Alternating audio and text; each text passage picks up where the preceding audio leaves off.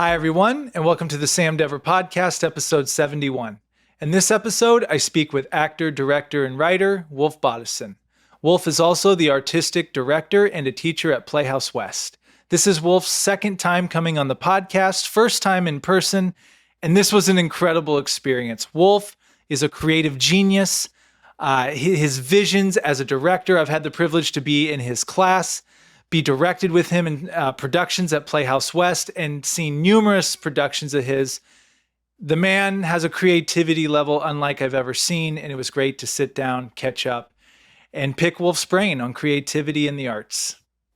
The book of the episode is going to be this book I finished recently. It's called And Every Morning the Way Home Gets Longer and Longer by Frederick Backman. This is a fun read. It's about 100 pages or less. You can sit down and read it in a couple hours, and it takes you on a journey of a boy and his grandfather, and it's just a really good read that will make you think about life. And again, that is And Every Morning the Way Home Gets Longer and Longer by Frederick Backman. If you want to listen to the podcast, follow us on Spotify and Apple Podcasts. If you want to watch the podcast, be sure to subscribe to our YouTube channel at youtube.com/@thesamdeverpodcast. Here's my conversation with Wolf. Surgery. Like if you break something, you're going to have to go under. You just are going to have to. Yeah, and brain surgeons, come on. I mean, they're dealing with the computer of the brain that's so delicate, you know? And you ever watch it? They seem so rough, you know? They break open the skull and then they're just kind of like, even if they do heart surgery, they're yanking the body and they're like, whoa, man. You know, and it's like, but that goes to how resilient the body is on top of that, you know? But to go to, I mean, I always think the idea of studying the brain, because it is our brain that we are trying to figure out our own mechanism, you know? So it's the brain trying to figure itself out in a way, which is kind of like, well, why wouldn't the brain know how the brain works, you know? So it's a sort of a science that's kind of seems like a loop, you know, an endless loop of our own brains are trying to understand how we work, and then to go into and do, you know, surgery on that. That is pretty crazy now that you put it like that. But what a machine, you know, it's and to watch to see like everything, if you look at nature, right? And then you look at our computer systems, all of it kind of mimics, even the things we create mimic what is the brain, you know, what is nature with the blood systems, and we see how our wiring is done. It's all sort of the same thing, you know? So we really are recreating what is here in a mechanical sense, you know, not to that degree. I mean, it's organics. So the amount of computing power, because of the organics, we can't simulate that because transistors can only do so much. And then they're talking about organics, transistors and all that kind of stuff. I mean, we're talking about AI, and AI is, I was just going to bring that right? up to you. Yeah. What do you think? And by the way, Wolf Bodison, welcome to the Sam Dever Podcast. Thank you. What are we talking about? We're supposed to be talking about movies. I didn't know we were going this route, but I want to continue this. Right. This is great. AI? Yeah. Well, it's one of those things. I mean, it's like, look, it's not anything new in terms of transitions that happen. I mean, the digital platform with editing and cameras, yes, a whole lot of people lost their jobs, you know? A whole lot of, remember we used to, on a very basic level, to have our reels done, we would have to go to somebody who we would take our VHS tapes and they would plug them in and they would do an offline sort of edit of it, you know? And then they would make that, and then they would make 100 copies on the big banks of VHS. Well, you don't see those houses anymore, you know, because everyone has, iMovie or whatever the Premiere and that kind of stuff, and everybody's editing their own thing. Even with with photography, you'd have to have it shot, and then you take it to a lab, and then they would develop it, and you'd have your loop. and you look at it and you make your choices, and then you make a 4x6, and then you make your choices. Now, you shoot a trillion of them, Yeah. And you can go through and edit them, get on Photoshop and I remember I had to do one photo kind of editing of a picture I had done, and it was literally a painting. I mean, the guy took it and painted on the image, which is like Photoshop, But now it's all digital. So that has happened already. And now it's sort of a next level with AI where, a certain digital sort of enhancement is going to jeopardize a lot of people's work because of it can do things faster and, easier than we can. But it's, I think it's only going to be, at least for now, to a certain level. Because yes, it can. And someone said it was a very interesting quote about it's kind of plagiarism. Yes, it can write a script, but it's only using what it can access to on the internet, So It's kind of taking the elements of what it sees there, the heart of things, the pain of things, the vulnerability of things, the humanity of things, the humor of it, I don't know. At this point, that's not going to be at risk. Writers will always be needed in that way, but for me, it's like, I want to learn how to use it. I always say, I don't want to be like my mom who, I love you, Mom. You're wonderful. Is that you? I love you, Mom. Right. But you know how older folks are like, oh my gosh, the emails, the Instagram, what is this thing? I don't want to be that guy. You don't want to be that guy. Yeah, so it's like, because also AI, it's going to make so many things. It's a great editor. I'll write something and I'm like, well, let me plug it in. And I'm not going to be okay with all of it. It gets a little wordy about some stuff, but you might see one sentence. It's like, oh, okay. That's actually what I want to say right there. So, there's at least on that level. Have you tried Chat GPT? Yeah. Sure. Yeah. And even with photos and stuff. But I understand. I mean, we do kind of have to have that fight now because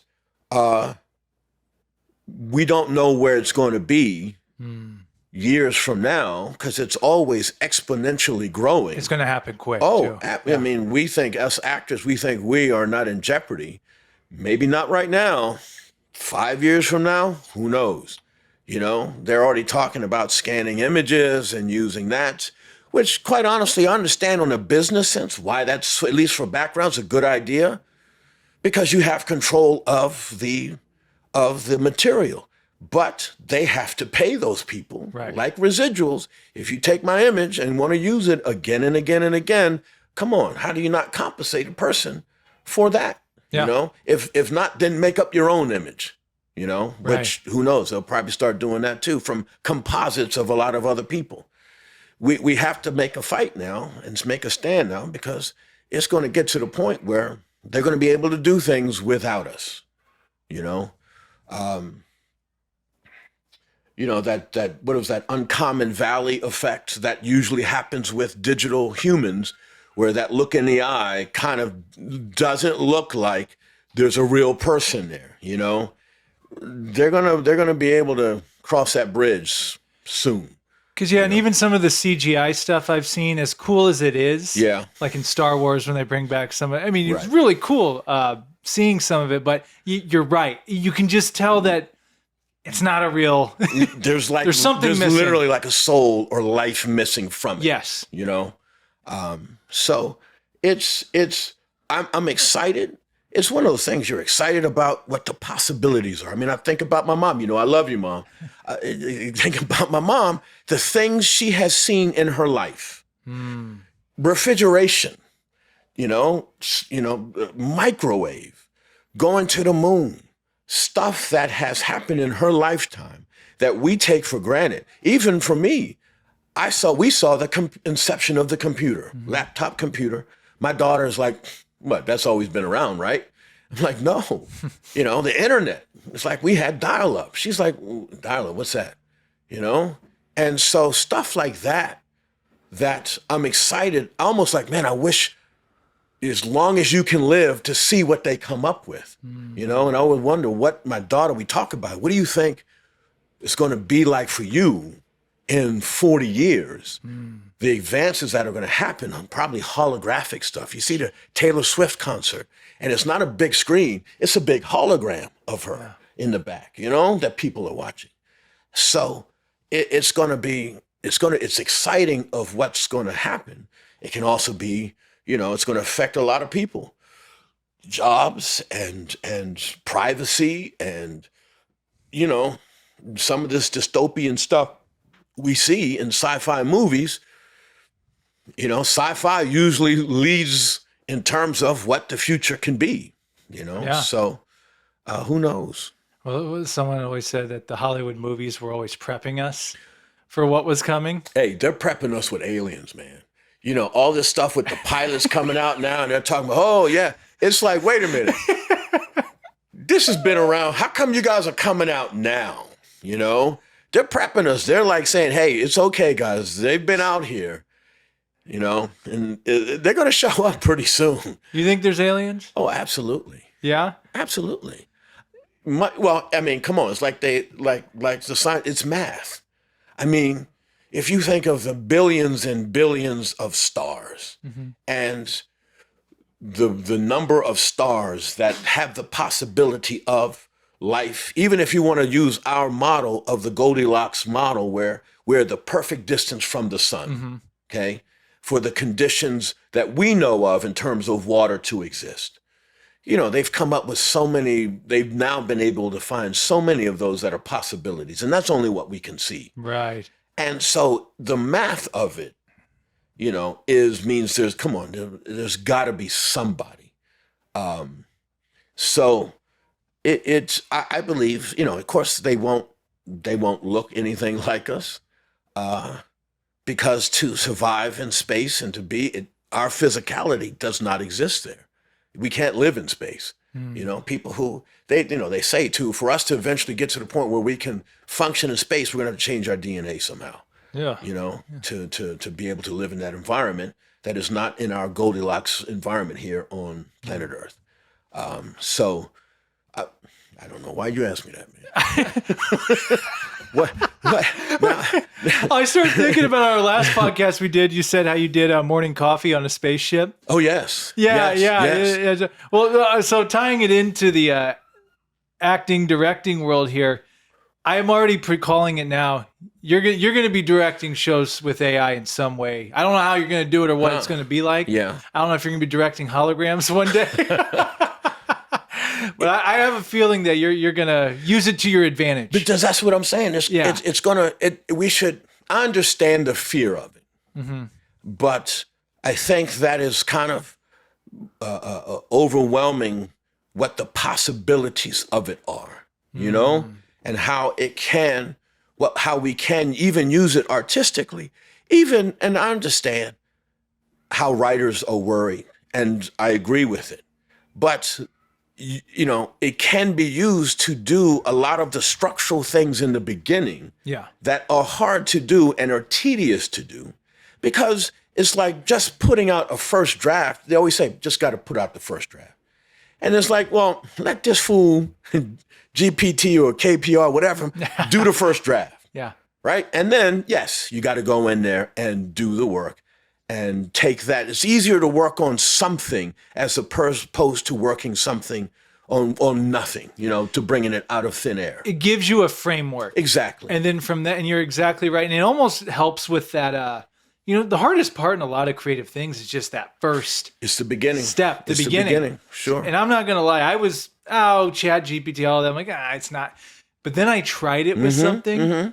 And it came up with, I'm like, I typed in the concept I wanted to come up with. I'm like, it probably won't be. Within 2 seconds. Do. That's a crazy thing. And I'm reading the 10 choices it gave me. I'm like, these are really good. And like, this would have taken like a room of people. But like you said, it does get kind of, it's like, it's not creating it. It's pulling from other things that have already Right. been created. So you got to take it and make it your own. But Right. it can help with procrastination, I feel, and Just to get this writer's thing block. going, absolutely. Yeah. Even for writer's block, just Yeah. throw some ideas out and see what, like you said, it can be a great, what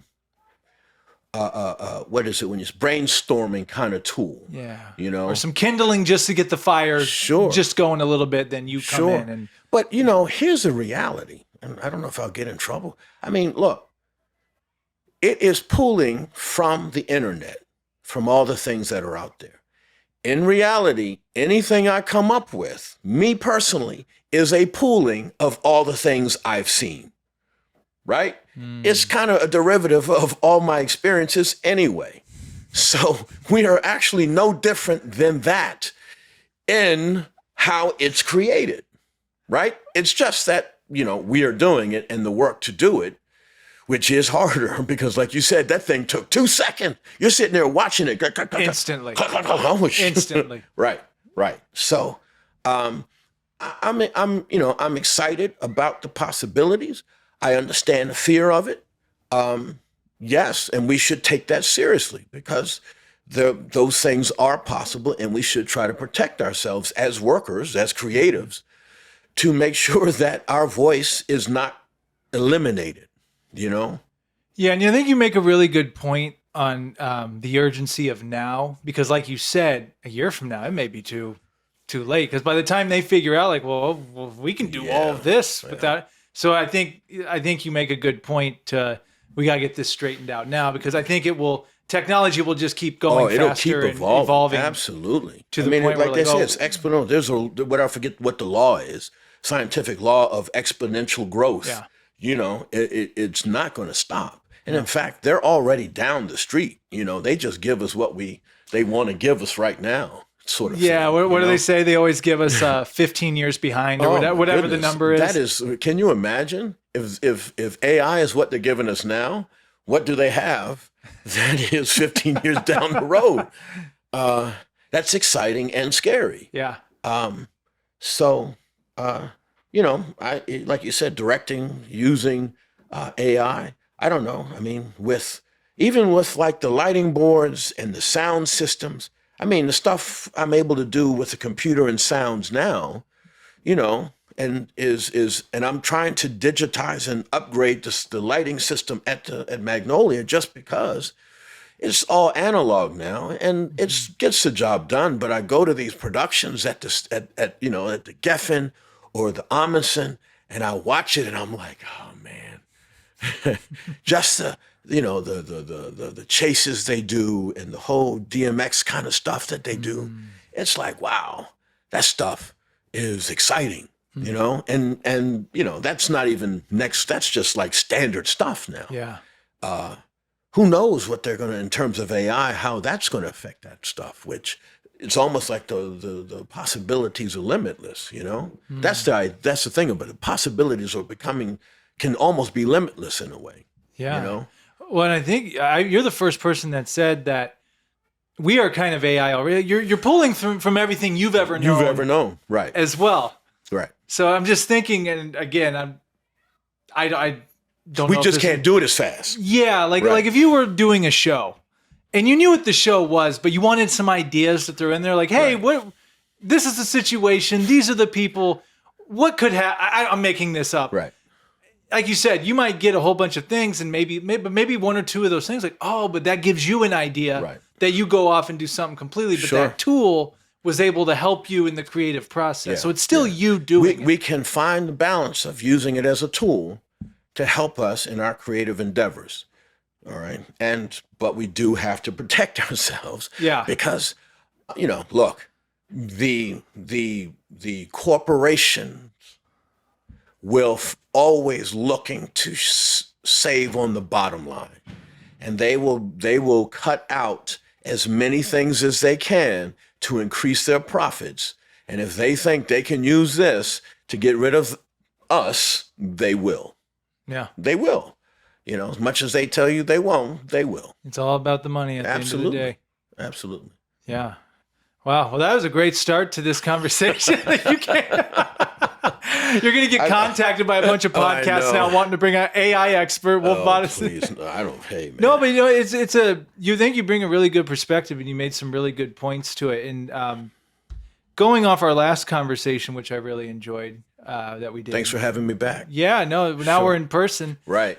And at the time when we were doing it on Zoom, I mean, productions weren't even going on yet. I think Playhouse had some classes going on, but it wasn't like back to normal. Right. And the last one you had been talking about, man, can't wait to get back on stage and producing again. Yeah. Well, now you are. You're back Yes. back on stage producing. How does it feel? Like, how does it feel to be back doing that? It feels great. Yeah. It's funny story because what we had done, the way we started was the film festival last year. Mm-hmm. That was sort of our test subject.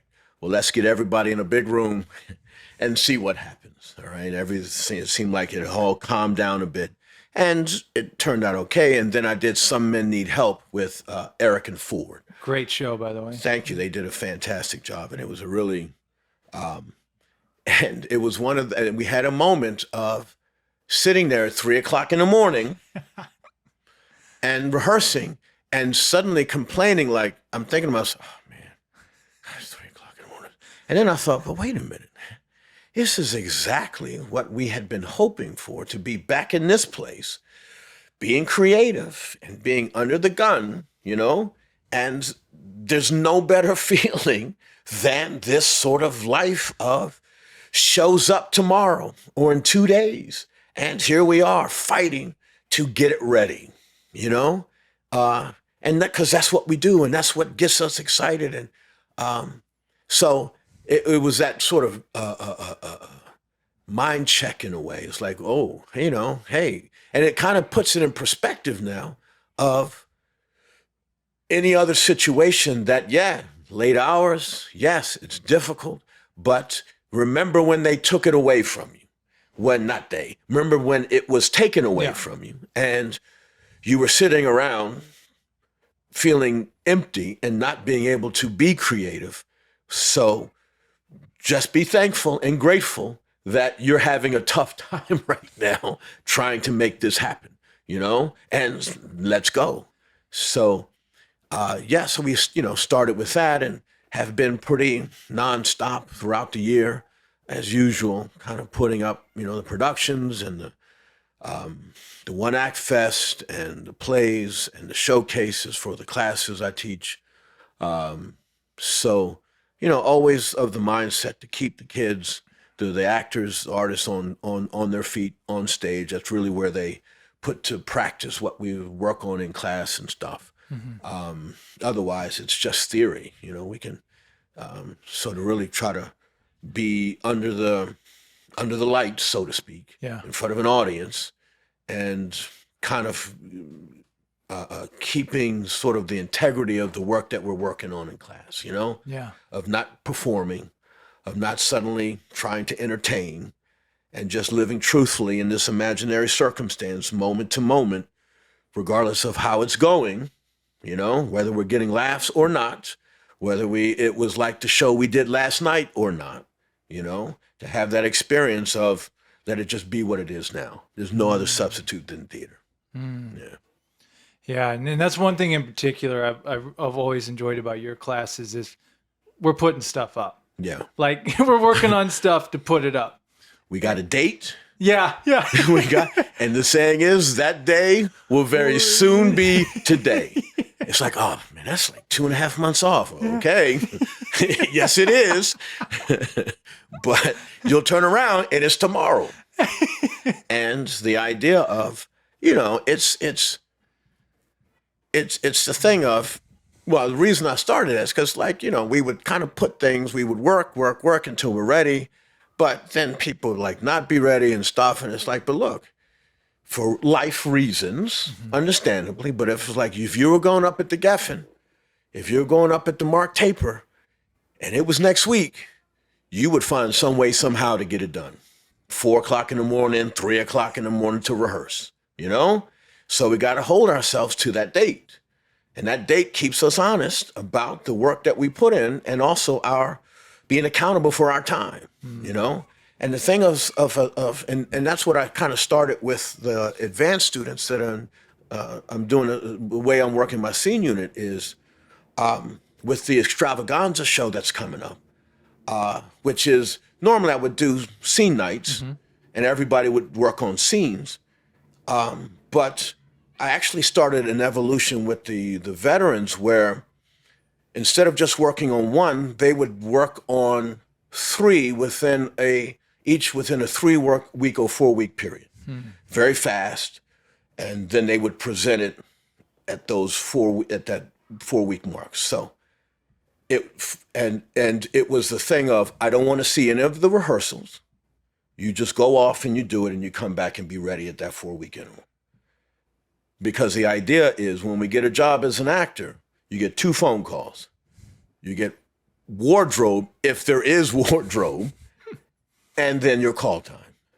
Nobody's ever walking through that door or calling you on the phone and saying, hey, are you ready? Are you rehearsing? You're going to be ready? You just have to show up, and you better be ready.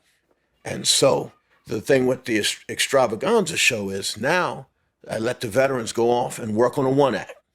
And you choose. I'm not even, you choose. It's your responsibility to pick something that you want to work on and go off. And I don't want to see you for, it was like 5-6 weeks. And I worked with the new folks, the scrubs in the class, and learned how to do role building and then learn how to build the scenes with ebb and flow. And they were doing their scene work. But I told the veterans at a certain point, we're going to meet. When we meet, you know what you need to have. It doesn't have to be ready, but it needs to be in a place that we can now collaborate to then build this thing to find something. And so they've already done their role building work, hopefully, because they don't have to do it. And leave it to them, because no one's going to hold your hand and bring you in week after week to do any of the work. So we have to learn how to be self-motivating, self-reliant, accountable for the time we have. The first time I did it, the best thing I heard was, I'm not happy with what I did because I really, I didn't put the time in that I needed. And I was happy because good, that's a good lesson to learn, when nobody's holding you under the gun about it. We have to learn how to be able to do that, and I'm guilty of it too, You procrastinate, and you figure out, if I'd only started sooner, I could have done more work. What could I have uncovered if I'd started sooner? So hopefully they're learning that and gaining from that experience that kind of responsibility and work ethic. Yeah, and actually, I got to when I joined your class for a month when I had a break in the action from work, and I got to do with Eric next door, the father, when we did that scene from the father. Sure. And that's right. That was part of that. When you started to do that, and it was a great experience because first of all, I feel like some of the best ways you learn is to teach, and in that instance, you're teaching yourself really because, Wolf's not there to tell me what to do, but I know I have to come to class and show him what we worked on. But it was amazing to see how much you do find out you really know. Right. But that's after going through. You got to you doing the scrub section. Exactly. Yeah. And that's what we just had a big rehearsal last night for the show this weekend. And I have to say, I was really impressed thinking back that what they brought to me initially, where normally they would bring a very, very rough structure. It's almost like, well, we'll stand around and move around and you'll fix it, right? Is what usually happens at first with the new. Can I say scrubs? Let's say scrubs. With the scrubs. It's a term of endearment. It's what usually happens. But these guys now who have gone through it, what they brought in was actually very structured. Had a nice understanding. The ebb and flow was there, and I didn't have to really fix stuff. I could then add to things, And even the idea, the philosophy I have is never just do what's on the page, okay? What's on the page is what the writer has given us as a framework. Anybody can do what's on the page. hopefully they have hired you for your creativity. So it should be, I don't care what, in terms like nursery rhyming, whatever, like morning coffee in a spaceship. Yeah. Why not? That's the fun I'm going to have. And that's the hook I have found to get me excited to do it. It's the same story, two people breaking up. What if it's aliens breaking up, who are lit above the earth? And then this whole thing that we, how it tied into the whole, planet and stuff. But we were just excited to coming up with how to nursery rhyme a lot of the dialogue that was there and find stories in the work that was on the page. We're true to the page in terms of the words, how it's lived out and how it's, exercised is up to us and our creativity. Right. And I think we talked about this on the last one, like what you did with North of Providence with Richard and Kamitra. The famous show before the COVID shutdown. Right. Oh, yeah. Before everything shut down. But that was an artistic experience, that right there. Because like you said, it's a great piece of work, but you see it done so many times. So many times. And it's great to see, but like after a while, like, okay, we've done this right. 10, 15 times. What are we going to do? People often ask us, man, what if the writer had come see your show? I said, well, look. It can go one or two ways. They could be offended and be mad that as if I was that their piece was not good enough, that I thought it needed this. Or they have seen their play so many times that to now see it with this new sort of imagining should be exciting. Like, wow,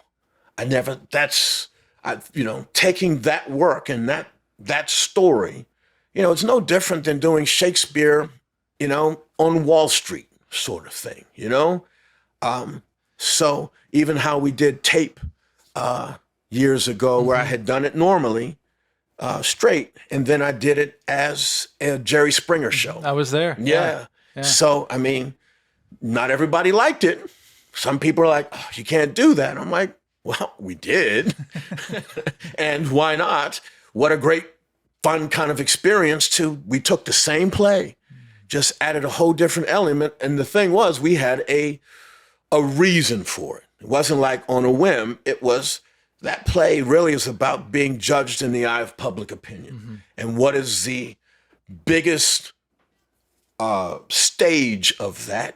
And that is the Jerry Springer show. Yep. So imagine if that play was happening like that TV show in front of a live audience with Jerry Springer there, Yeah. It's, and we incorporate, we nursery rhyme the dialogue so that the Jerry Springer character had dialogue that was in the order of the written word, but we just kind of pasted it in a way and laid it out in a way as if he was interacting and we got the audience involved.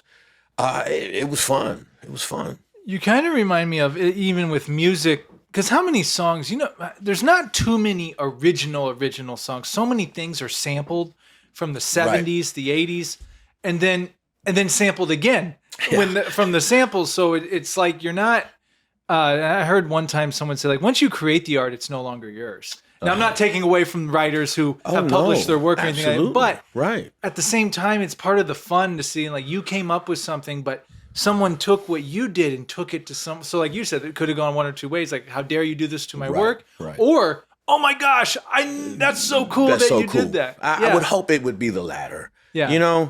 I would understand if it was a former. But I could always say, if you look at what was said, we did not change a single word.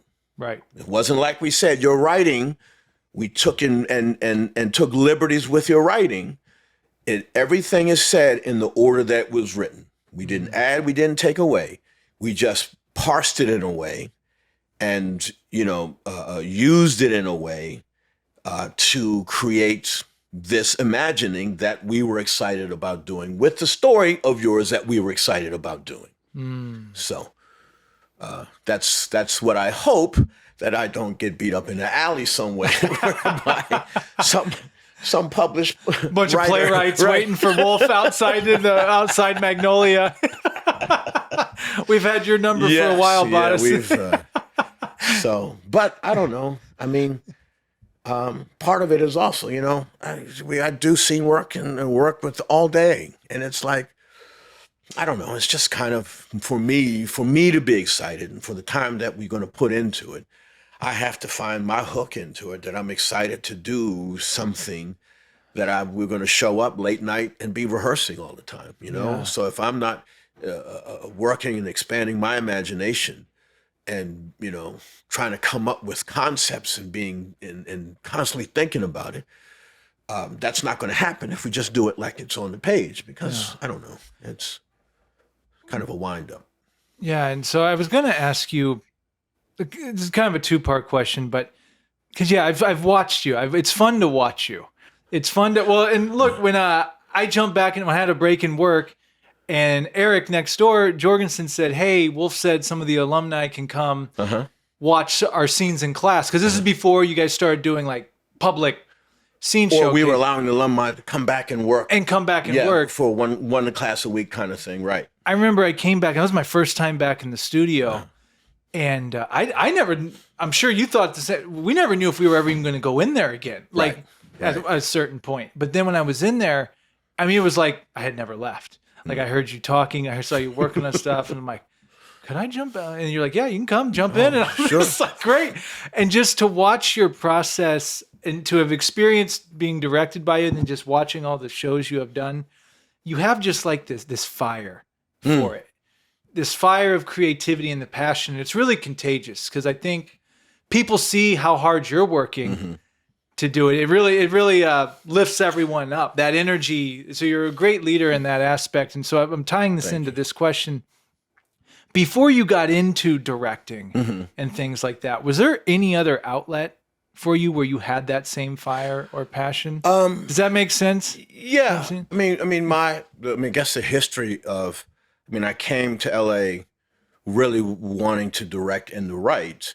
And the outlet really that I had control over was the writing. The writing. Okay. So I was doing a lot of that before acting came about.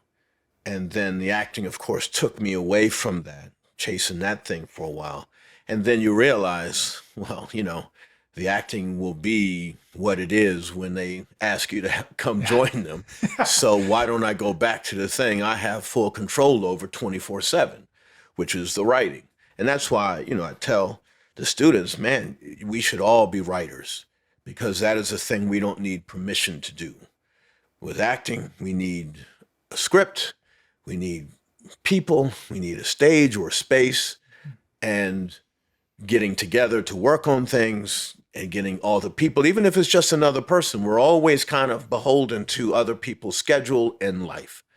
With your writing, it's you and your pen and paper or your computer and your imagination. You can do it whenever you want, and, you know, whether you do it or not is up to you, you know? So that really kind of sustained me for a while when, you know, the acting was such it's always an up and down sort of venture. And that's where creatively I was able to continue to create and stuff. And then when the opportunity to, you know, teach at Playhouse West came about, was then able to, on a daily basis, at least working with actors is still a creative process. Yeah. You know, whether it's teaching them the beginnings of basics of beginning, or working with the advanced students and creating productions and stuff. That's still, for me at least, because even I think about it, how many exercises I've seen, doors and activities, I'm amazed. I'm still not like bored with watching it because it's just always different. Yeah. And working with different people and helping them kind of move forward in their progression. You know, that's still for me kind of a creative thing that keeps me sort of fed in a way, even if I'm not acting. So I've been very grateful and thankful for, you know, being at Playhouse West and, you know, for Mr. Carnegie of trusting me to, you know, be a staff member and that kind of thing. Because it's just been, I think it's helped me in my own growth. And at least because I'm allowed to be active. I mean, I feel very lucky because to be able to do the things that I'm able to do, it's like I have my own little laboratory there. Yeah, I was you just know? And so I can only imagine going to a bigger house with ideas, and they're like, no. you got to run it through this levels You of gotta approval. go through all the and- approval, you know? I can walk in and go, all right, we're going to do this as a Jerry Springer show. and it happens. Someone goes, and I'm like, okay, that's unfortunate. We're going to do it. If you want to get on the bus, let's go. Yeah. If not, someone else will get on, you know? So I realize that I don't have that sort of editor above me to say, you can't do that. Yeah. And, you know, I'd like to think I'm my own editor. I will do things, but if it doesn't work, I won't do it. Mm-hmm. I don't want to look bad. I don't want the actors to look bad, you know? And hopefully there's that level of trust of, hey, you know, just try it, you know?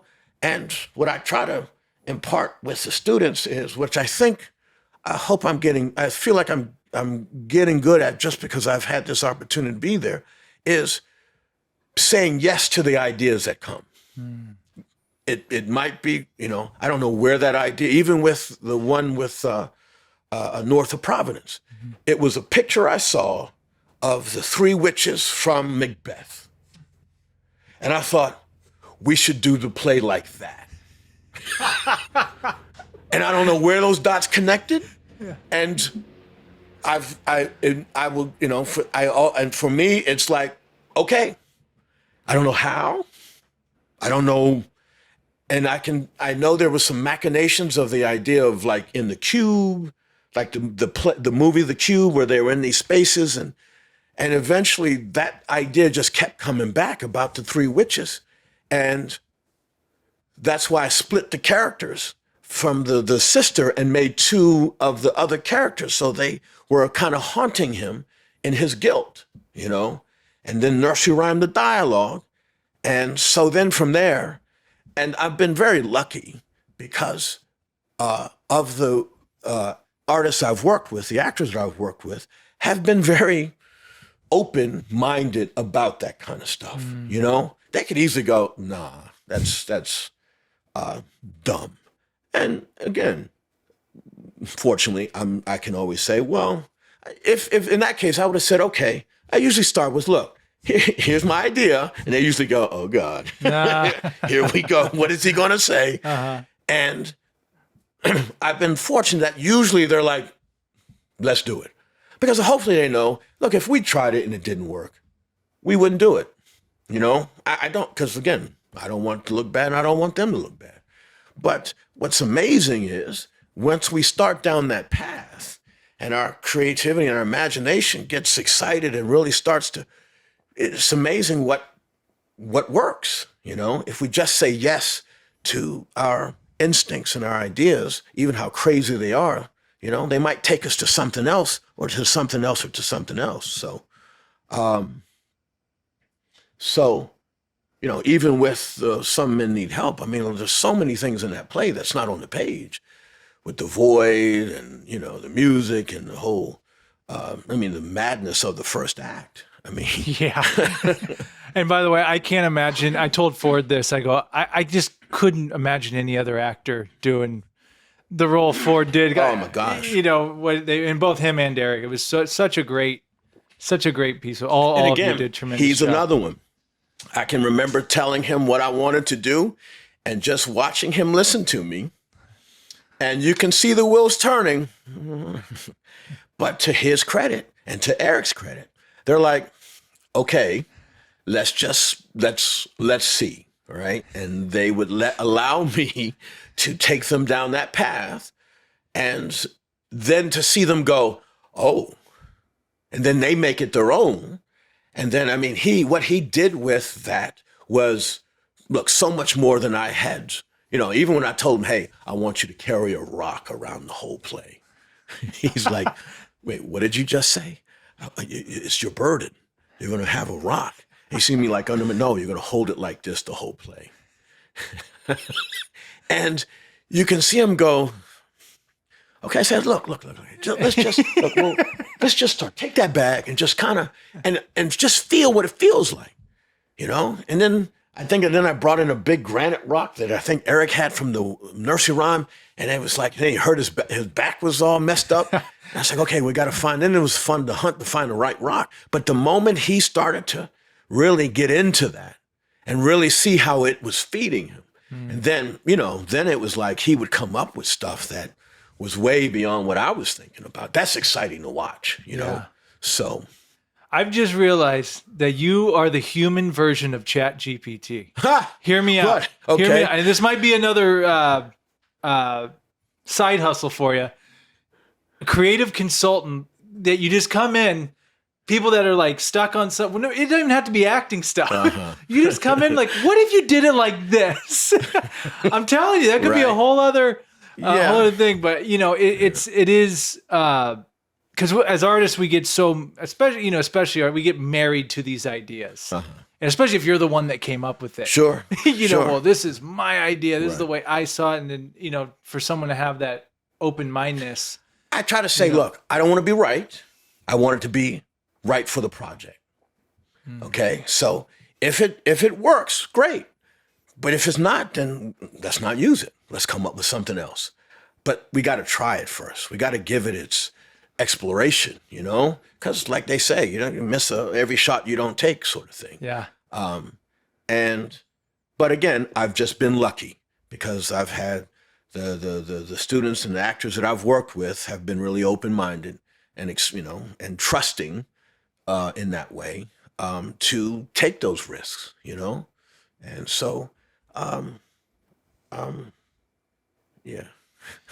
Well, and to go with that, I mean, you have a tremendous work ethic, and I meant to ask you this on the last podcast, but you played college football, correct? I did. At Virginia? University of Virginia. University of Virginia. I've never asked you about that at all. So can you tell me anything about that experience? And the reason why I bring that up, I too was a college athlete. Okay. Junior college basketball. But shout out to Spoon River College. But hey, Spoon River. Yeah. No, but sports was my life for a very long time before I even got into any of this. But with your classroom in particular, I feel like you gave that sports work ethic mentality when we were working. And that's huge because that's why get it done. A lot of that, Michael Jordan, Kobe Bryant type mentality, like we do what we got to do to get the job done. So I guess my question is, does any of that come from your sports background at all? Well, I would say probably, and, like you said, you make fun of, but look, sports is sports at a competitive level.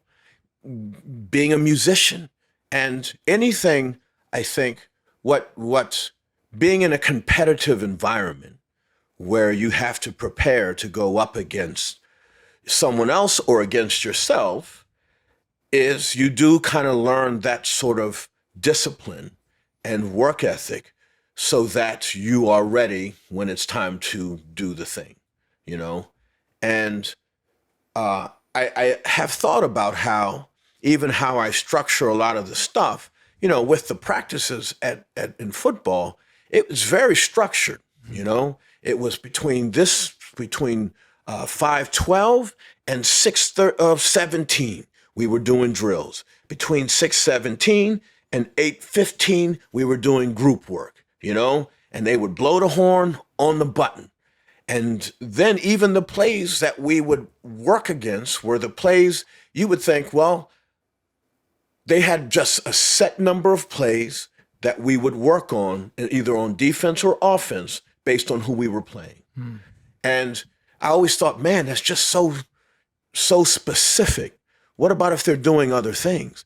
Well, you can't control what other things they might have. Let's be ready for these things we know they do. And it was such a structured way of working that I think did influence me, that even how I break it up into the units and even when we're doing it, it's very, in such a way. And not everybody likes that kind of thing. And that's fine. The other example is, we could have just played pickup football to get ready for the team, but and if you go anywhere, that's kind of how they do it. The practices are really structured in such a very to the minute way. So I was probably influenced by that, and you know, my football experience was a lot of lessons. I mean, it was just a great experience. I mean, you know, of course, there's a frustration of injuries and all of that stuff, but you know, with anything, the trials and tribulations of the fight, you know, through injuries, or you know, our love. I mean, my analogy with football is like no other sport, not other sport, but there's one sport you get knocked down, and it's not getting knocked down because you will get knocked down. I've seen, you know, being practicing, and like some of the dudes who were like in your mind like gods, and they just get crushed. You're like, wow. What, you know what? They get up next play and they knock somebody down themselves in next play. Right. You know, it's one of those. It was one of those sports that you can. It's literally kind of like life. You're going to get knocked down a lot, and it's just what you do to get up on the next play. And as a defensive back, you could get beat. You got to have a short memory. Next play, you got to try to make a play the next play. You know, I do pull from that a lot. But it's, you know, look, like I said, any dancers, musicians, any sport in terms of athletes, any kind of thing, it doesn't have to just be that. Usually people who thrive in a way, who have that work ethic, are people who come from some sort of discipline like that, you know? It does sort of help. It doesn't have to be, but it does seem to make a difference sometimes. You were a defensive back? Yes, a free safety and strong safety. Okay. Yeah. And would that be ACC? That was the ACC. ACC. Yeah. Are they still in the ACC? Yes, they've they moved are. so many people around my now. gosh, that whole thing. Yeah, like, yes, what are you guys doing? Well, the UVA is still in the ACC. Yeah. They're talking about Clemson and Florida State maybe going to the SEC. I mean, the whole realignment thing. Big Ten switched it up with their people. Well, I mean, look, we're talking about AI, yeah, NIL. Look, change is always going to happen. yeah, Something's going to come down the road one day that is going to blow up everything. Okay? And what this is, hopefully, you know, what I'm trying to, you know, the idea is like change always happens. We can fight it. We might not like it, but we should try to adapt to it, you know? I mean, even in my own life, you know, in the divorce, it's like, man, talk about a disruption of, and yes, it was a lot of anger and sadness and stuff, but it's happening, you know? So you got to hopefully adapt and start a new life, start a new thing, and it's not always easy. So with the NIL in college sports, it's really just, man, it's having such a crazy impact. With the portal and everything, you know? It's just nothing like we saw before. Right. Our business might not be what we will not recognize it from what we saw 3 years ago, you know? Hopefully it'll be for the better. Who knows? But it will probably be it'll be different. I mean, even stuff like auditioning, you know, the self-tapes. If you would have told me 5 years ago, you're going to be doing self-tapes to get a job. I remember the first time they said, hey, they want you to send in a self-tape. I'm like, no. Why don't they bring me in a room? I'll quote you on the last podcast. Yeah. You said, no, I go in the room. I go in there. I'm not doing a self-tape. Self-tape? You mean like they might watch it or not? No, man, I'm going in the room. Well, you know, now it is. I mean, even stuff like we had black and white headshots, you know, and things evolve and things change because of one, usually technology, or I don't know what the NIL would be considered, belief systems, you know, change things. So we do complain, and things change. And unfortunately, sometimes we will be affected by it negatively. You know, people are going to lose their jobs, man. You know, a lot of editors lost their jobs. A lot of DPs lost their jobs. And they probably adapted and probably doing better at a certain thing now than they were before, hopefully. You know, Right.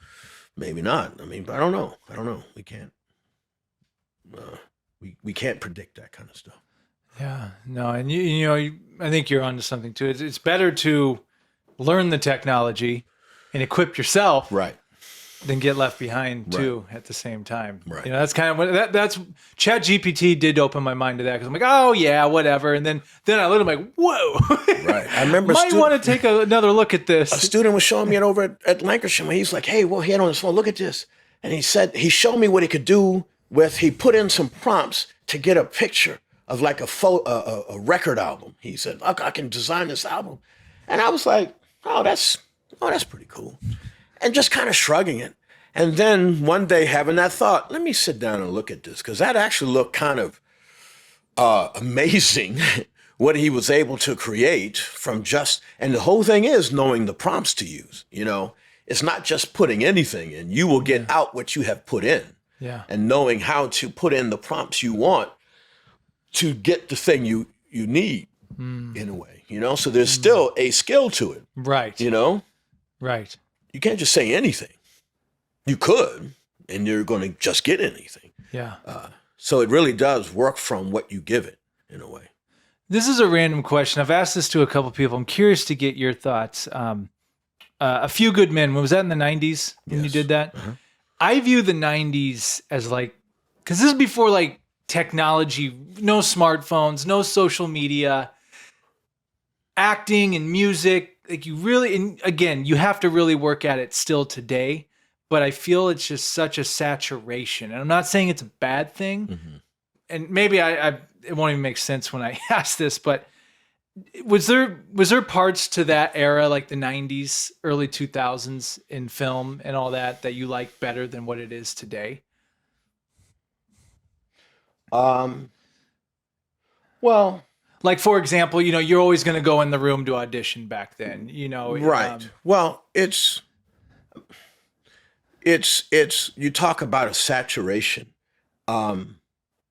I wish I had the smarts or the will to do-ness that so many of the younger generation has been able to capitalize on Instagram and social media to make money, to thrive, to have that. Oh, I mean, sometimes you hear it and it sounds so simple. I'm just going to record myself opening boxes. And they're going to love it. And I'm going to get so many people subscribing. A Patreon account and everything. I mean, and you think, and us, we're so above that. And meanwhile, they're driving down the street in a Rolls Royce, and they're like, later.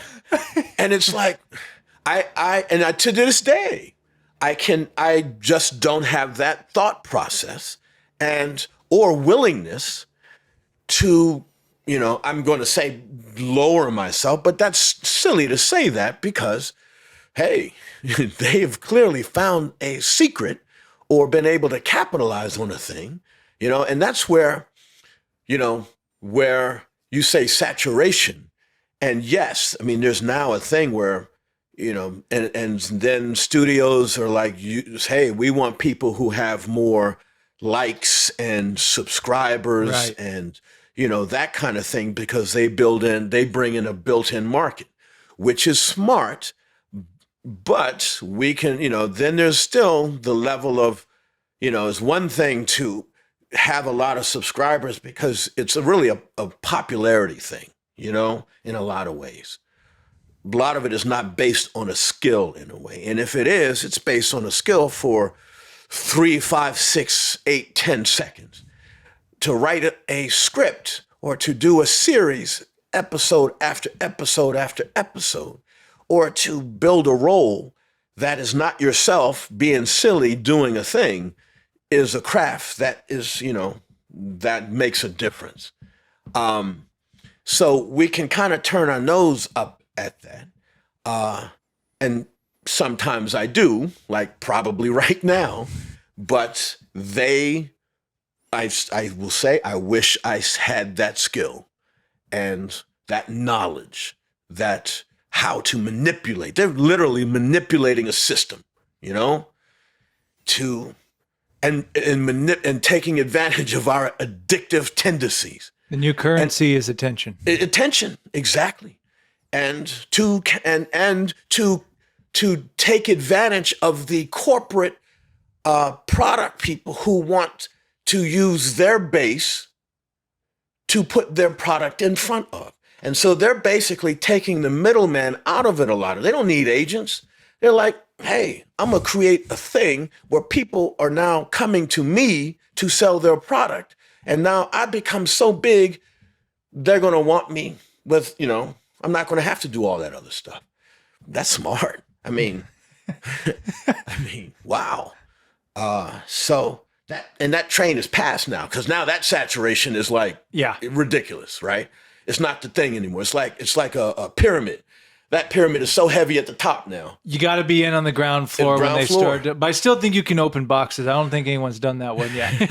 No, they have. And the woman, there was a... Oh, really? No, absolutely. She was literally just opening boxes. And that's all she did? That's all she did. And the joy of, it was like, what's in the box? And people would watch it. And... What are some of the other ones that are just like so mundane and so you think there's no way? I'm totally butchering this. I heard this on another podcast, but something the quote unquote kids were doing on TikTok, they literally were just looking at a camera, like just making weird noises. And the craziest part about it, one of these people were making $7,000 a day. Yep. A day. Yep. Yep. See, they have tapped into a gold mine, a vein of gold, and that will run out soon. But until it does, they're going to make a lot. They're going to make a lot of. They've seized an opportunity. Well, in the meantime, like artists and creatives are like, "Hey, you're going to buy my $9.99 album or music album or feature film on Amazon?" Yeah. It's like, no, we want to just. We're toiling in the dark room in front of our computers, rehearsing to all hours of the day. They're like, nah, look, here's what you do. You just set up a camera and you make funny noises, okay? You know? So. Well, and I think in having this conversation, it reminds me, because like even with like doing this podcast, sure, there's algorithms and a lot of people, clickbait.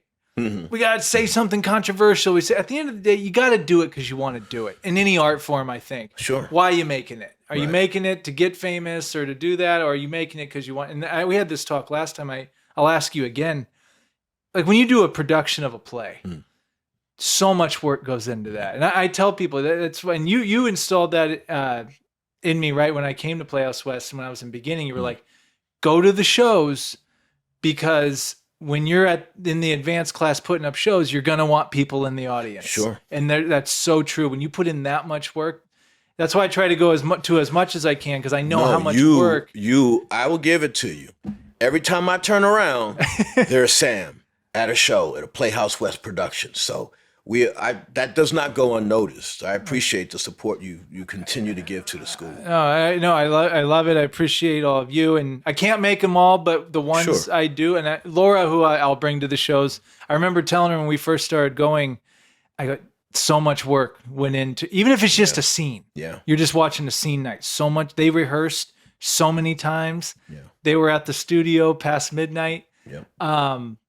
So I say all that to say, when it's done in theater, it's done. Like there's no go back and watch it again. I mean, you can film it, but it's not it's not the same. So I asked you this the last time, but do you ever still is there a feeling of loss, or is it more like, all right, what's next? It's both. And you have the feeling of what's next because it's done. And you're almost driven to do the next thing because you can't show the last thing. I just thought of that. I just realized that, if you make a movie, it's like, oh, you always have this to show, which doesn't really, the motivation now to do the next thing maybe is not as strong because you always have this thing to show. But with theater, it's like, yeah, it's done.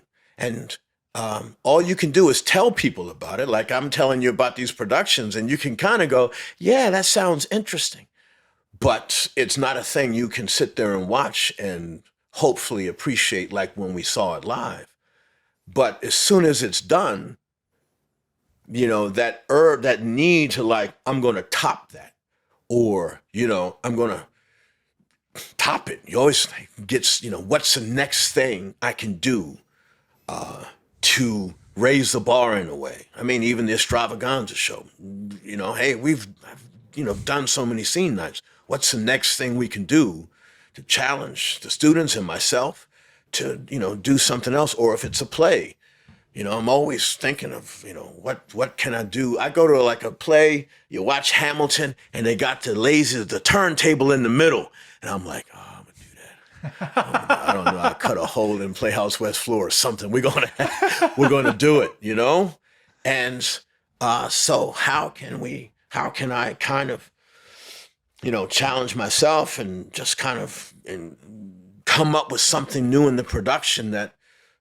is that's what keeps me kind of wanting to create it, because we can always do what we've done, but just to kind of raise the bar and see what we can create is a lot of times the fun, even with the lighting, stuff like that. Yeah.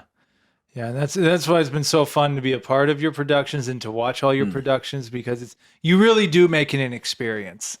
I can say, how the DJs have the DJ Cali. You need like your own like DJ thing at the beginning. This is a Wolf Bodison production, like something like that. If you watch out, I might do like DJ Khaled. We the best, something in the beginning. But so that leads me. So you talk about the Extravaganza, which is funny because you'll do it, right? I'll do it, and people will kind of walk away a lot of times, like, yeah, I mean and I go, well, that wasn't on the script, and that wasn't in it either, and that, and they're like, oh my God, and so a lot of times they don't realize what myself and the actors have brought to the production that has kind of lifted up a little bit, taking it to our, brought what we've brought to it. And so it's not a thing that, you can't stand out there and go, here's what we've added, here's not what. They just got to enjoy it. And most of the time, they don't know what you have really brought to it outside of the production. I'm just brainstorming off of this. I don't know if this exists or if you'd even want to do this, but is there such thing as like I don't know if competition's the right word, but you take, I don't know, 10 groups, and you're either all going to do the same thing and see what everyone brings to it, or kind of like a show or a competition. Do those exist? I wouldn't say a competition. I'd say that's a great experiment or great exercise. Just seeing what other people come up with. Hey, that's not a bad exercise for this, one of the units in a way. Have everybody do the same production, a one act, maybe even just a scene to start with, and just see what each person does with it, what each group does with it. And not to say one's better than the other. Right. Just to make a point of, and to, just to see what people, and doing stuff like that really, I think, opens people's minds in a way where they may think they're doing something, and then they see what someone else has done that's maybe has raised the bar above them. And competition, I hate the idea of turning our craft into a competition, but competition is good, because if you see someone else do a thing, you're like, oh man, I gotta do better than that. I gotta raise the bar a little bit. That's always good. Competition is always good. We can't, what bothers me is that the competition, a lot of times people go the route of trying to tear other people down in a way. And that does nobody any good. So it's more not even a competition. We're going to open up our minds and, you came up with that. I wonder what spin I could put on it. Or that gave me an idea to do this. Right. Because like... I didn't think that was possible. Right. Oh, okay. If that's possible, what can I do now? Well, because like they tell you in audition, sometimes they want to see you do it a different way just to see it. Yeah. It's kind of like that. Like, let's see this scene 10 times from... Right. You have a scene partner. We're going to see it this 10 different ways. We'll call it the Sam Dever exercise.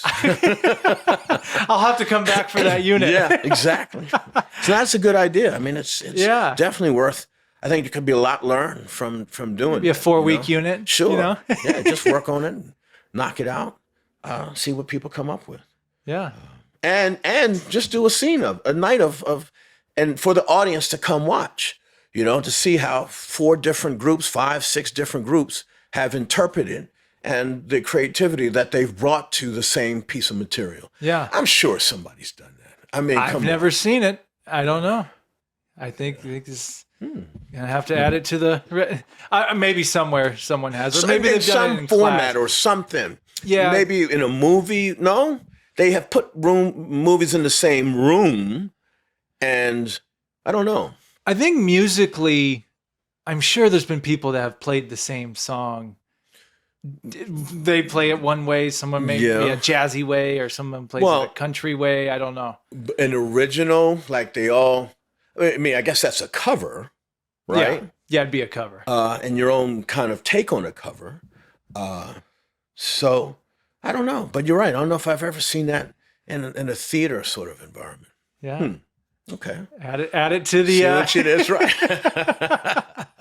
I just cost you a few more hours of sleep. Yeah. I know. Well, when you talked about the extravaganza show coming up, what else do you have coming up? I know we were talking beforehand. You got another Spoon River. Well, before that, we have the film festival. Oh, the film festival. 24th annual film festival at the El Portel Theater.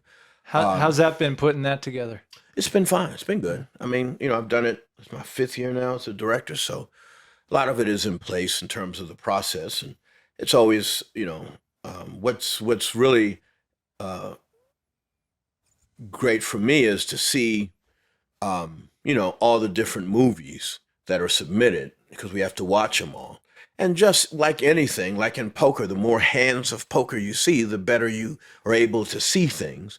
And so just seeing movie after movie, good movies, bad movies, okay movies, what works, what doesn't work, so that's always been an asset that I get from that experience.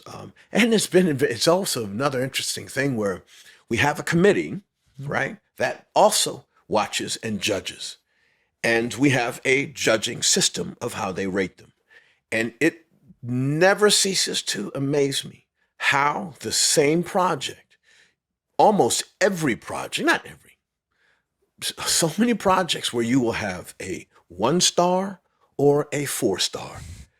2 different people watching the same thing, same but completely opposite ends of the spectrum in what they saw and got out of it, And it's one of those things that, I look at it, I see, and I go, you can't please everybody, Some people are going to love your work. Some people are going to literally hate it. And that can't mean anything because I'm looking at it. I see it happen every year. And I go, who?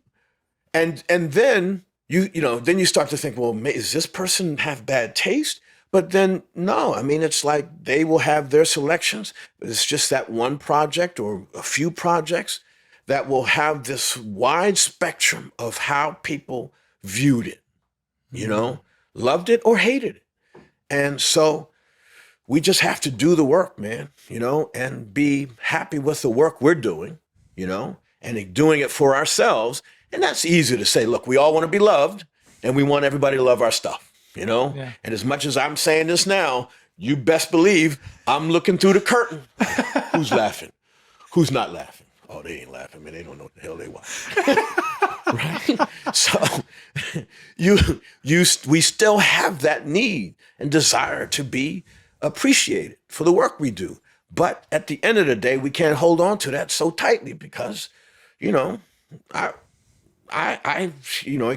in my plays usually are polar like that. Some people love it and some people go, that was kind of crazy.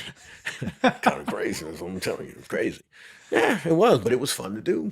Yeah. We had fun making it, and I feel satisfied as an artist doing it. I got to explore, and the music we brought to it, and the moments of like, ooh, we can do this. I love those moments, and then do it. That's what we can do. We have that permission.